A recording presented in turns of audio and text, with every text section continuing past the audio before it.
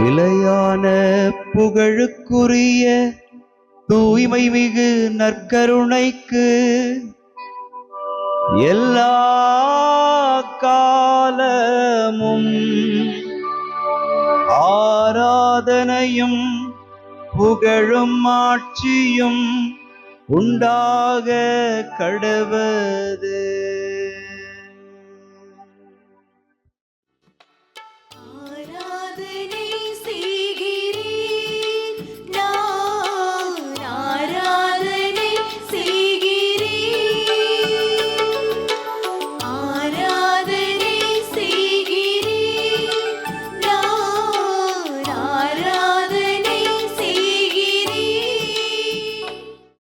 ஆண்டவருக்குள் பிரியமான சகோதர சகோதரிகளே, இன்று 18ஆம் தேதி மே மாதம் சனிக்கிழமை.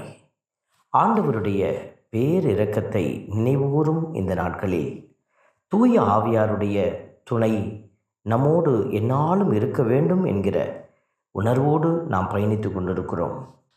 தூய ஆவியாரின் பெருவிழாவை நாளை கொண்டாட நாம் நம்மையே தயாரித்து கொண்டிருக்கும் இந்த சிறப்பான நாளில் இறைவன் தாமே தூய ஆவியாருடைய நிறைவான ஆசிரை நமக்கு அருளும்படியாக பாடி புகழ்ந்து மன்றாடுவோம். ஆண்டவரே நேர்மையாளர், உமது திருமுகத்தை காண்பார்கள். ஆண்டவரே நேர்மையாளர், உமது திருமுகத்தை காண்பார்கள். இன்றைய திருப்பாடல் 11 நமக்கு வெளிச்சமாய் வழிகாட்டுவது ஆண்டவர் நேர்மையாளர்களை ஆசிர்வதிக்கிறார் என்பதையும் நேர்மையாளர் பொது திருமுகத்தை காண்பார்கள் என்பதையும் உறுதி செய்கிறது. ஆண்டவருடைய பிள்ளைகள் நிறைவான ஆசிர்வாதத்தோடு பயணிக்கிற பொழுது நேர்மையாளர்கள் என்கிற நிறைவான அந்த பாக்கியத்தை பெறுகிறார்கள். இதை உணர்ந்து நாமும் ஆண்டவருக்கு நன்றி செலுத்தி நேர்மையாளருக்குரிய நீதியோடு நானும் பயணிக்க எனக்கு உதவி புரியும் என்று மன்றாடுவோம்.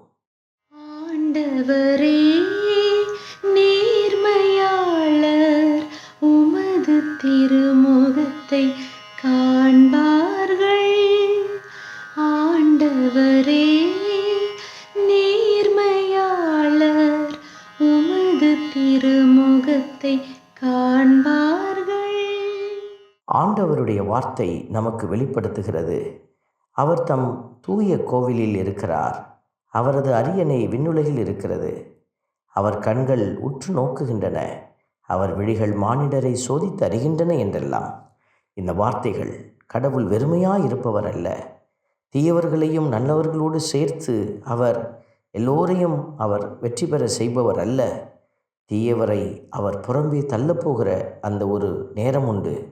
நல்லவர்களுடைய நன்மைத்தனத்தை, நேர்மையாளர்களுடைய துன்பத்தை கடவுள் கருத்தில் வைக்கிறார் என்பதை உணர்த்துகிற இந்த வார்த்தைகளை உள்ளத்திலே உணர்ந்து நானும் ஆண்டவருக்கு நேர்மையான ஒரு விதத்தில் பணிபுரிய கிருபை செய்யும் என்று மன்றாடுவோம்.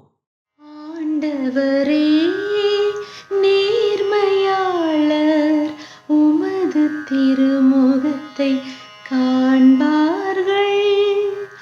ஆண்டவரே நேர்மையாளர், உமது திருமுகத்தை காண்பார்கள்.